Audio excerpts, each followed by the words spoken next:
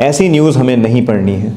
और यही इन वीडियोस की एक खास थीम रहेगी, जहाँ पे हमने शुरू में प्रीलिम्स के वीडियो देखे कि कौन से न्यूज़ हैं जो प्रीलिम्स में काम आने वाली हैं, कौन सी न्यूज़ ऐसी हैं जो मेंस में काम आने वाली हैं, और ये वो न्यूज़ हैं जो कि ना प्रीलिम्स ना मेंस, ये हमारे एग्जाम में बिल्कुल रेलेवेंट नहीं है। कि ये वाला क्वेश्चन द हिंदू के एक आर्टिकल जो कि 2024 13 नवंबर इस दिन पब्लिश हुआ था, यहाँ पे इन्होंने ये एग्जैक्ट डेटा दिया था कैसे यूपीएससी के कुछ फेवरेट टॉपिक्स हैं जो कि वो प्रीलिम्स में बार बार पूछते हैं, और अगर इन टॉपिक्स को आपने एक बार पकड़ लिया तो बहुत आसान हो जाएगा आपके लिए प्रीलिम्स का कोई भी क्वेश्चन करना। उसी में से ये नेचर रिस्टोरेशन लॉ है, और आजकल जो कि न्यूज़ में है क्योंकि 1 जनवरी से वो एप्लीकेबल हो गया है, वो है ये कार्बन टैक्स।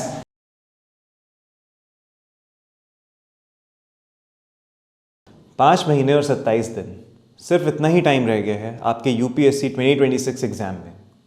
इस एग्जाम का एक सबसे इंपॉर्टेंट पिलर है करंट अफेयर्स, जिसमें कि हम सभी को प्रॉब्लम फेस होती है। इसी प्रॉब्लम को सॉल्व करने के लिए हम Madhyam IAS we are going to bring a current affairs series on YouTube on a weekly basis.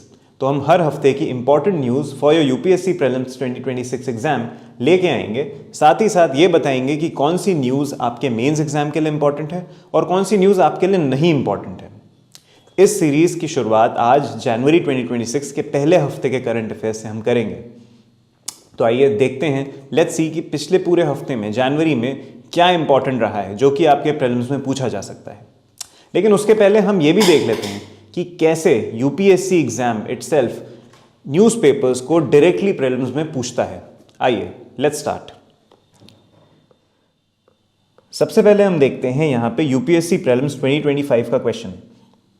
इस क्वेश्चन में बहुत क्लियरली ये पूछा गया है कि carbon dioxide emissions in India are less than 0.5 grams per tonne per capita.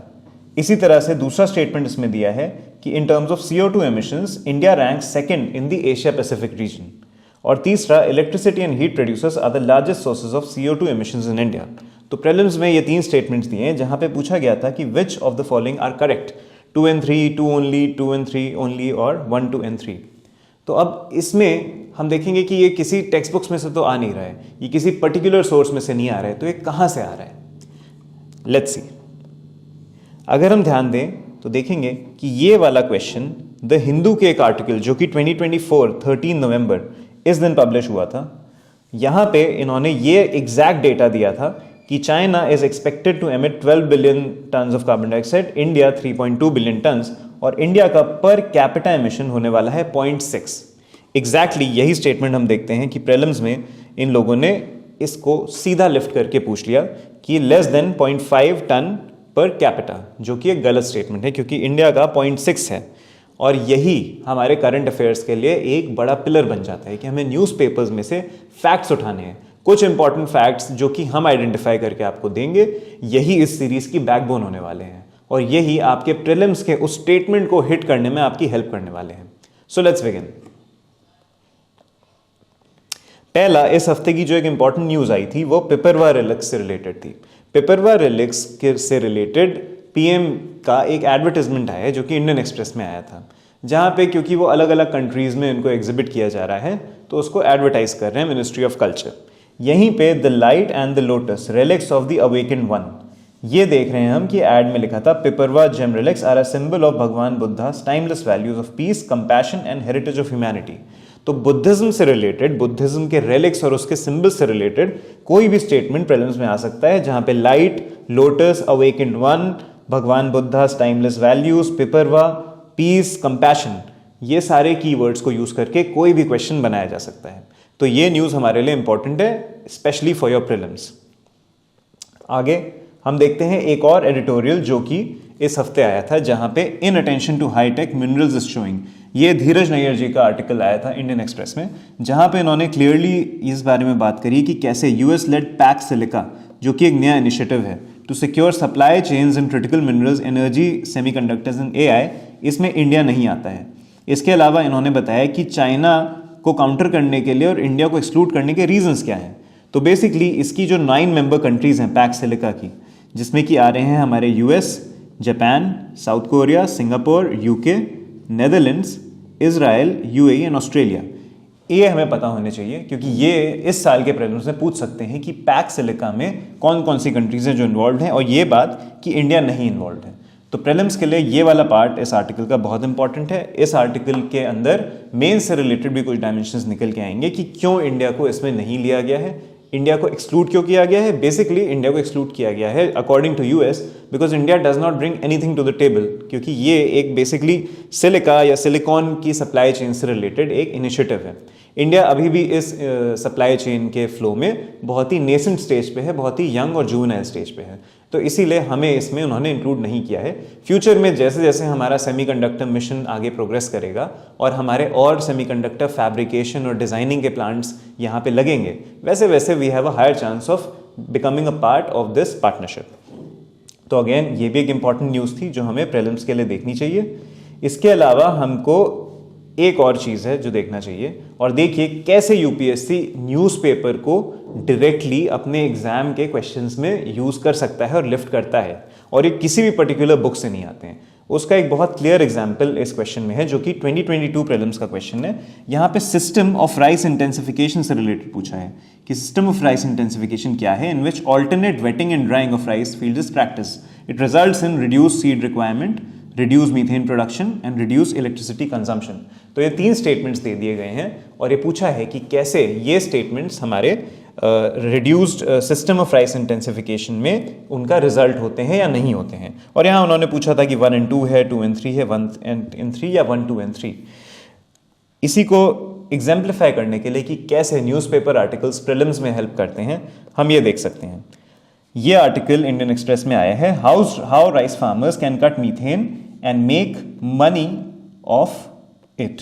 सो यहाँ पे हम देख रहे हैं हरीश दामोदरन जी का आर्टिकल है, जहाँ पे उन्होंने traditional practice alternative wet and drying को उसके अगेंस्ट कंपेयर किया है कि कैसे alternate wet and drying can be used to ensure that farmers can have greater productivity, और साथ ही साथ कार्बन डाइऑक्साइड या ग्रीन हाउस एमिशंस भी इससे कम हो सकते हैं। तो यहाँ पे कई कीवर्ड्स हैं जैसे हैप्पी सीडर्स, स्ट्रॉ चॉपर्स। उसके अलावा ये डेटा बहुत इंपॉर्टेंट है, 86% farmers are small and marginal holding 2 hectares of less in India. ये वाले डेटा, ये वाले कीवर्ड्स आपको इस आर्टिकल में से लिफ्ट करने हैं। Normal crop duration of rice 90 to 100 days है, going up to 120 days in some varieties. ये बहुत इंपॉर्टेंट डेटा है क्योंकि इसे यूपीएससी एक स्टेटमेंट बना के पूछ सकता है कि राइस का कितना नॉर्मल प्लांटिंग साइकिल है।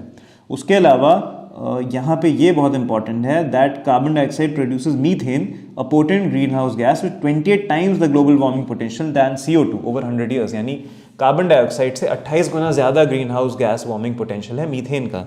ये इस आर्टिकल में से डेटा हमें लिफ्ट करना है। उसके अलावा हमें देखना है कि कैसे इस पूरे इनिशिएटिव से ऑल्टरनेटिव वेट एंड ड्राइंग से हम यहाँ पे कार्बन डाइऑक्साइड एमिशंस को रिड्यूस कर सकते हैं। तो ये आर्टिकल भी अगेन इंपॉर्टेंट हो जाता है। इसको हमें इसके कुछ पर्टिकुलर डेटा के लिए, कुछ पर्टिकुलर की पॉइंट्स के लिए याद रखना है स्पेशली फॉर प्रीलिम्स। नेक्स्ट हम देख रहे हैं एक और एग्जाम्पल, कैसे यूपीएससी के कुछ फेवरेट टॉपिक्स हैं जो कि वो प्रीलिम्स में बार बार पूछते हैं, और अगर इन टॉपिक्स को आपने एक बार पकड़ लिया तो बहुत आसान हो जाएगा आपके लिए प्रीलिम्स का कोई भी क्वेश्चन करना। 2025 के प्रीलिम्स में पूछा गया था, which organisation has enacted the nature restoration law NRL to tackle climate change and biodiversity loss. इसमें 4 ऑप्शंस थे, European Union, World Bank, OECD और फूड एंड एग्रीकल्चरल ऑर्गेनाइजेशन। अब यूपीएससी का एक बहुत की फेवरेट है इस तरह के इनिशिएटिव्स जो एनवायरनमेंट पे होते हैं, और अगर हम सारे एनवायरमेंटल ट्रीटीज़ को और एनवायरनमेंट से रिलेटेड इनिशिएटिव्स को जो कि over and above regular initiatives हैं, तो हम देखेंगे कि यूरोपियन यूनियन कंसिस्टेंटली कुछ ना कुछ एक ऐसा इनिशिएटिव लाता है जो कि प्रो एनवायरनमेंट है। उसी में से ये नेचर रिस्टोरेशन लॉ है, और आजकल जो कि न्यूज़ में है क्योंकि 1 जनवरी से वो एप्लीकेबल हो गया है, वो है ये कार्बन टैक्स। इस कार्बन टैक्स के ऊपर मल्टीपल आर्टिकल्स अब आ चुके हैं, और ये आर्टिकल्स ये दिखा रहे हैं कि EU हमेशा कार्बन को यूज करेगा to take up environmental issues और कार्बन को टैक्स करेगा। इंडिया पे इसका इम्पैक्ट होने वाला है, और इंडिया EU में FTA क्योंकि टॉक्स में है, अभी इस वक्त साइन नहीं हुआ है जनवरी 2026 में, और फाइनलाइजेशन की ओर है। तो ये कार्बन टैक्स कैसे इंडिया के स्टील एक्सपोर्ट्स को, जो कि EU जिसका बहुत बड़ा इंपोर्टर है, उसे हिट करेगा, ये हमें इस करंट अफेयर्स में और इस न्यूज़ में फोकस करना है। और हमें पता होना चाहिए कि कार्बन बॉर्डर एडजस्टमेंट मैकेनिज्म ये EU का है। अगर कहीं भी प्रीलिम्स में आ जाता है मैच द फॉलोइंग में, तो हमें उसमें CBAM को मार्क करना है कि CBAM EU का इनिशिएटिव है, और उसके अलावा इससे की रिलेटेड की टर्म्स और की डेटा पे हमें इस आर्टिकल में फोकस करना है। तो क्योंकि ये दोबारा बार बार आ रहा है और खासकर जनवरी में फोकस में है, तो मई में बहुत हाई लाइक्लीहुड है कि ये टॉपिक प्रीलिम्स में पूछ लिया जाए। अगेन नेक्स्ट इस हफ्ते की important news, Paris climate agreement, इसको 10 साल हो गए हैं। तो पेरिस पैक्ट के ऊपर it has completed 10 years in November 2025। तो ये बहुत इंपॉर्टेंट हो जाता है हमारे 2026 के मेंस और प्रीलिम्स एग्जाम के लिए, क्योंकि 10 साल उसका एक एनिवर्सरी ईयर है, और एनिवर्सरी ईयर का मतलब है कि ये एग्जाम में पूछे जाने का लाइक्लीहुड हाई है। इसका असेसमेंट पूछा जाएगा, इससे रिलेटेड कोई नए इनिशिएटिव्स हुए हैं, अगर कार्बन मार्केट से रिलेटेड कोई आर्टिकल 6 के अंदर कोई इनिशिएटिव हुआ है वो इसमें पूछा जाएगा। तो यहाँ पे इस आर्टिकल में उन्होंने इसको पूरी तरह से रिव्यू किया है, इसको कंपेयर किया है क्योटो प्रोटोकॉल से, उसके अलावा यूएस का इससे विड्रॉल उसको एग्जामिन किया गया है, साथ ही साथ और भी चीज़ों को देखा गया है, और इस आर्टिकल को आप डिटेल में पढ़ेंगे। प्रीलिम्स में आर्टिकल बहुत इंपॉर्टेंट होने वाला है, और ये बात सबसे इंपॉर्टेंट है कि इसके 10 ईयर्स पूरे हो गए। 2015 में ये लागू हो गया था, 2015 में इसको फोर्स में ले आया गया था। उसके अलावा इसके टारगेट्स कैसे कैसे मिस होते जा रहे हैं ये भी बहुत इंपॉर्टेंट है, और ये फैक्ट्स हमें मेंस और प्रीलिम्स दोनों में काम आएंगे। तो ये न्यूज़ हमें अच्छे से फॉलो करनी है। पेरिस एग्रीमेंट से रिलेटेड जो जो रिसेंट डेवलपमेंट्स हैं उनको हमें फोकस करना है। सिमिलरली एक ये आर्टिकल आया था कोमोरोस के बारे में, क्योंकि अफ्रीका में एक फुटबॉल टूर्नामेंट चल रहा है जहाँ पे अलग अलग टीम्स हैं जिनके अलग अलग नाम हैं, और वो अफ्रीका के अलग अलग जानवरों और स्पीशीज़ पे हैं। तो अफ्रीका यूपीएससी का बहुत इंपॉर्टेंट और बहुत फेवरेट टॉपिक है। अफ्रीका से रिलेटेड अलग अलग रिसोर्सेज, उसकी वाइल्ड लाइफ, उसके प्लांट्स, उसके एनिमल्स, सब यूपीएससी अलग अलग तरह से पूछते रहता है। तो अब हमको यहाँ देखना है कि यहाँ कौन कौन सी ऐसी स्पीशीज़ हैं जो कि पूछी जा सकती हैं अफ्रीका के कॉन्टेक्स्ट में, जिसके बारे में हमें पता होना चाहिए। यहाँ पे एटलस लायंस की बात करिए। एटलस लायंस जो हैं वो लास्टली 1925 में देखे गए हैं। Similarly the coelacanths which are a sort of जिसको आप कह सकते हैं एक मरीन लाइफ है जो कि सी में रहती थी, एक एंशिएंट फिश है। तो कोमोरोस के सीलोकैंस या कीलोकैंस हैं जो कि एक फिश थी। तो ये हमें पता होना चाहिए कि सीलोकैंस क्या हैं। उसके अलावा इजिप्ट में फ़ैरोज़ यानी कि एंशिएंट इजिप्शियन लीडर्स। उसके अलावा नाइजीरिया में सुपर ईगल्स, जहाँ पे ईगल्स यानी एक इम्पॉर्टेंट अफ्रीका के बर्ड्स में आती हैं। उसके अलावा ट्यूनेशिया का अगर हम देखते हैं तो ट्यूनेशिया में भी ईगल्स हैं, तो यानी ईगल्स अफ्रीका के एक इम्पॉर्टेंट बर्ड हैं, यहाँ अगेन हमें दिख रहा है।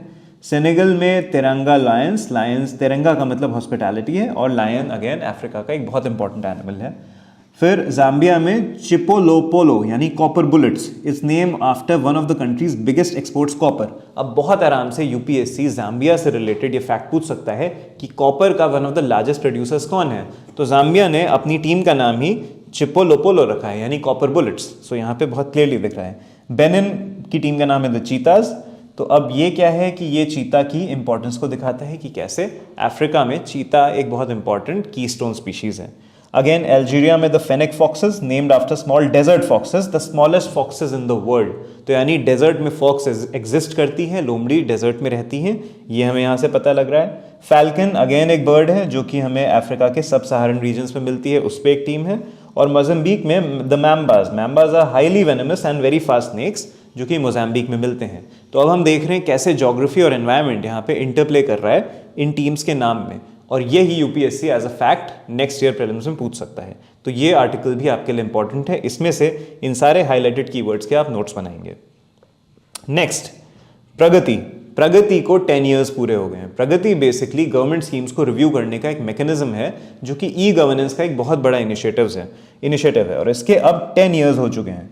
तो इसको भी हमें एनिवर्सरी ईयर के कॉन्टेक्स्ट में देखना पड़ेगा, क्योंकि 50th मीटिंग इसकी हुई है, और यहाँ पे 10 ईयर्स इसके क्योंकि पूरे हो गए, ओवर अ डेकेड, 2015 में स्टार्ट हुआ था। तो इसका असेसमेंट कितने लाख करोड़ के इन्होंने प्रोजेक्ट्स को रिव्यू किया है, 3000 प्रोजेक्ट्स को रिव्यू कर चुके हैं। सबसे ज़्यादा जो इशूज़ रेज हो रहे हैं वो लैंड एक्विजिशन से रिलेटेड हो रहे हैं। उसके अलावा जो इशूज़ रेज हो रहे हैं वो फॉरेस्ट, वाइल्ड लाइफ और एनवायरनमेंट से रिलेटेड हो रहे हैं। और उसके बाद राइट ऑफ यूज़ या राइट ऑफ वे, यानी अगर कोई पाइपलाइन डलनी है तो उसका राइट ऑफ वे, उसका जो पाथ है उसमें राइट जो एक गवर्नमेंट का होता है वो उसमें हर्डल्स आते हैं, क्योंकि बीच में जो भी लोग इन्वॉल्व हैं, जो भी ओनर्स ऑफ द लैंड हैं या फिर वे हैं, वो लोग वहाँ पे कोई ना कोई ऑब्स्ट्रक्शन क्रिएट करते हैं। तो यहाँ पे ये देखना है कि प्रगति स्कीम से रिलेटेड जो जो की फैक्ट्स हैं ये किसका इनिशिएटिव है, इसको हेड, इसकी मीटिंग्स को प्राइम मिनिस्टर हेड करते हैं और रिव्यू पर्सनली करते हैं। इस तरह के फैक्ट्स हमें प्रीलिम्स में इंपॉर्टेंट तरह से पूछ सकते हैं और आपके मेंस एग्जाम में भी इसको पूछा जा सकता है कि प्रगति स्कीम को हम रिव्यू करें, प्रगति के इनिशिएटिव्स को रिव्यू करें, कैसे इसको इम्प्रूव किया जा सकता है, इस पे हमें आने वाले साल में पूरे टाइम फोकस करना है। अगेन इसके बाद जो नेक्स्ट न्यूज़ आती है वो एक रेगुलेटरी बॉडी की है जो है PFRDA। सो PFRDA पे एक बहुत इंपॉर्टेंट न्यूज़ है that it has allowed banks to set up pension funds to manage NPS यानी नेशनल पेंशन स्कीम। इसको मैनेज करने के लिए PFRDA ने, यानी जो provident fund regulatory development authority है जो PF को रेगुलेट करती है, उन्होंने बैंक्स को अलाउ कर दिया है to set up pension funds to manage NPS। अब ये एक स्टेटमेंट की तरह पे यहाँ पे यूज हो सकता है प्रीलिम्स में कि कैसे क्या PFRD allows banks to set up pension funds to manage NPS, correct और इनकरेक्ट। और ये रेगुलेटरी बॉडी के सेंस में यूज हो सकता है कि PFRDA के बजाय वो लोग सेबी या RBI को यहाँ पे इंसर्ट कर देंगे और फिर आपको कंफ्यूज करेंगे क्योंकि आपको लगेगा कि यहाँ पे RBI हो सकता है बिकॉज ये बैंक्स को अलाउ कर रहे हैं।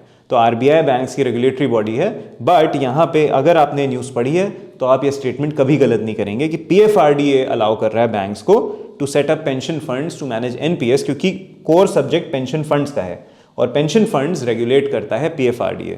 तो यहाँ पे बैंक्स को उन्होंने अलाउ किया है बट वो रेगुलेशन पेंशन फंड का है, इसीलिए ये न्यूज़ इंपॉर्टेंट है और ये हमें अपने फैक्ट्स में, अपने नोट्स में इसको इन्वॉल्व करके, इंक्लूड करके रखना है। नेक्स्ट हम देखते हैं एक आर्टिकल आया एनर्जी ट्रांजिशन पे। अब अगर हमने मेंस के पिछले 5-10 साल के पेपर्स देखे होंगे तो एनर्जी क्राइसिस, एनर्जी ट्रांजिशन बहुत इंपॉर्टेंट और बहुत फेवरेट कीवर्ड है यूपीएससी का।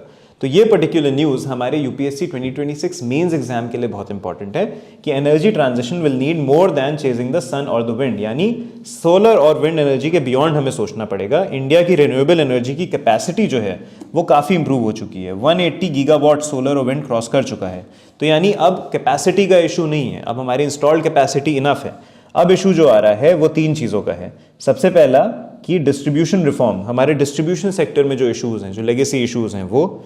दूसरा रिटेल टैरिफ्स, यानी कि जो हम लोगों से चार्ज करेंगे रिन्यूएबल एनर्जी के लिए, वो इशू क्रिएट कर रहा है क्योंकि अभी आपके जो करंट पावर सिस्टम है वो सब्सिडाइज वे में एक्ट करता है जहाँ क्रॉस सब्सिडी दी जाती है।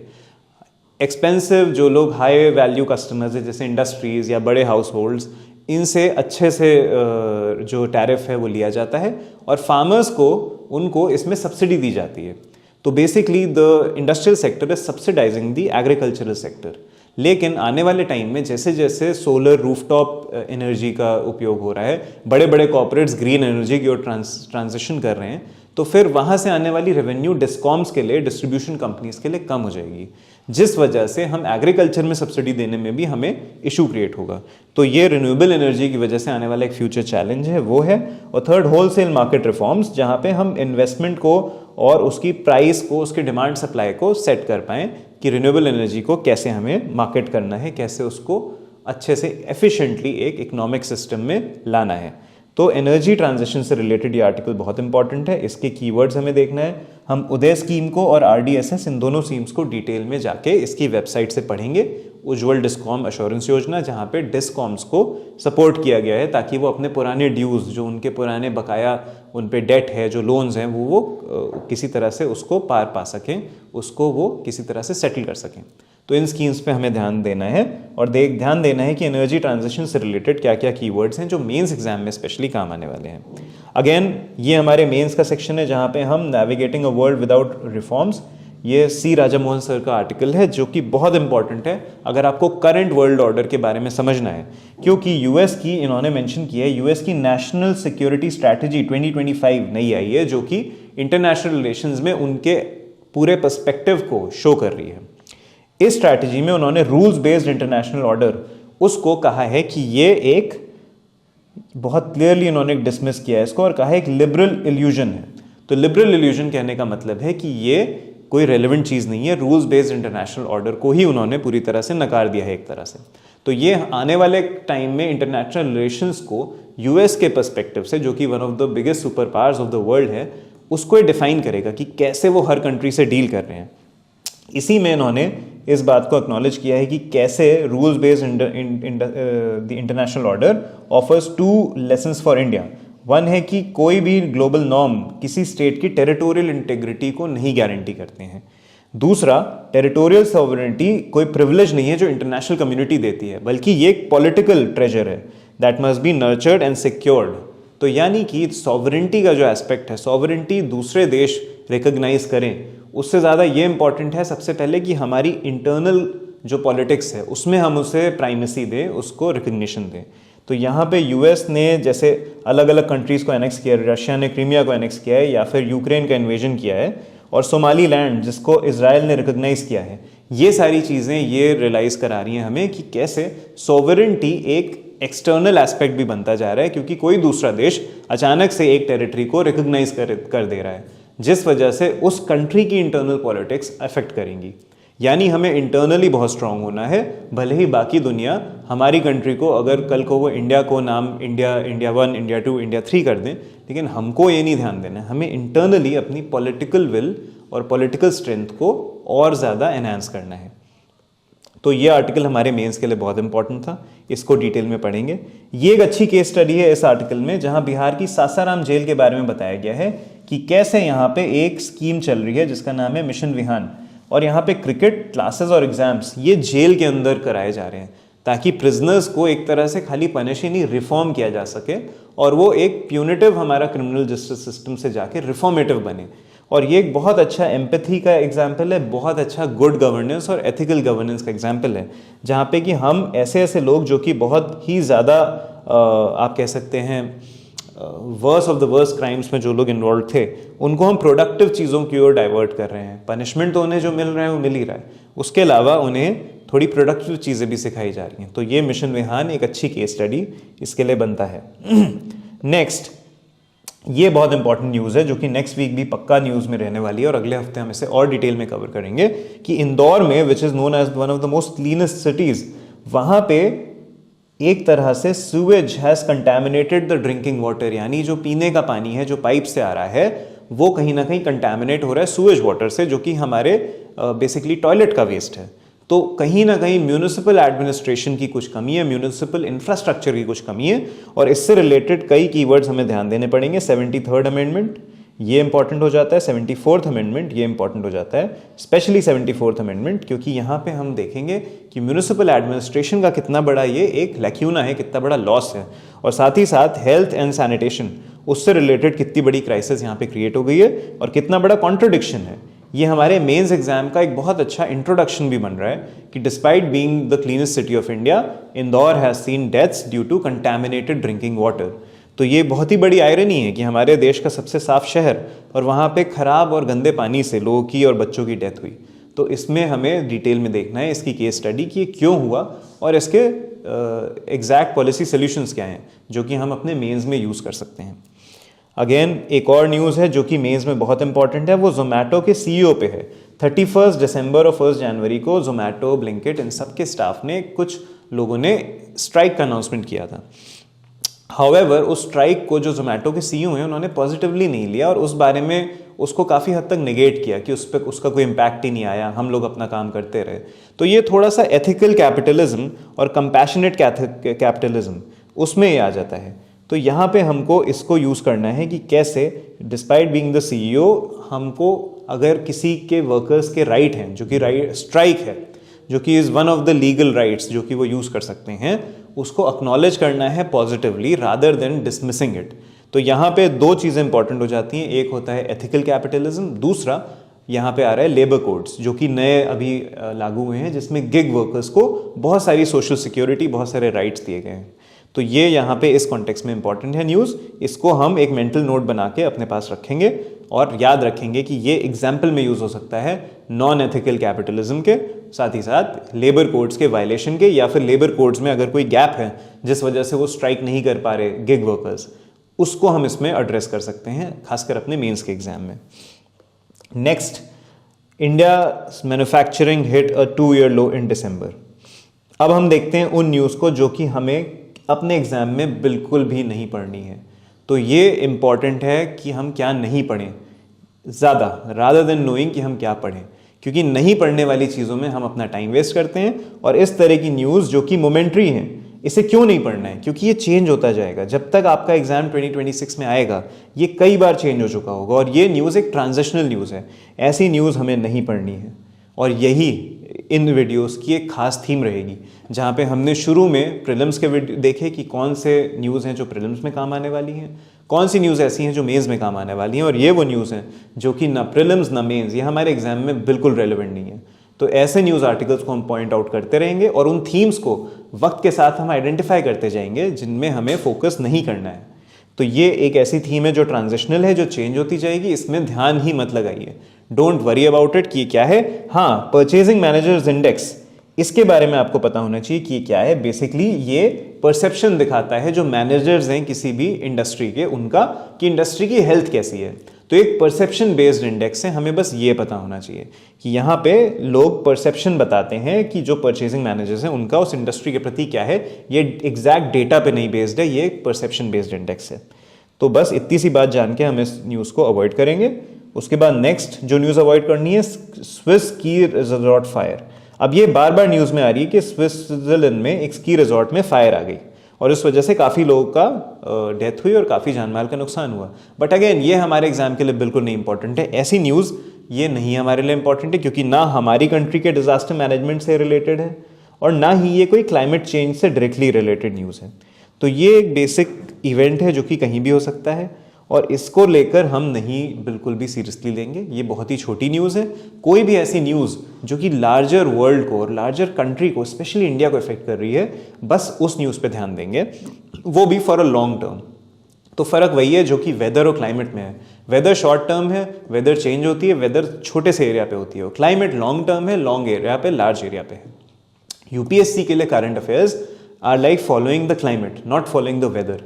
हमें मौसम पे ध्यान इतना नहीं देना है अनलेस कि मौसम में कोई बहुत ही बड़ा बदलाव है, अनलेस कि लखनऊ जैसे सिटी में अगर स्नोफॉल हो जाए तो ही हमें ध्यान देना है। बट अगर रेगुलर वे में मौसम बदल रहा है, जैसा हो रहा है तो उसके एक एक फ्लो और एब को नहीं ध्यान देना है। वही न्यूज़ के साथ भी है, वही करंट अफेयर्स के साथ भी है। हमें ऐसे न्यूज़ फॉलो करने हैं, ऐसे करंट अफेयर्स फॉलो करने हैं जो बड़े एरिया को इम्पैक्ट कर रहे हैं और for a long time impact कर रहे हैं।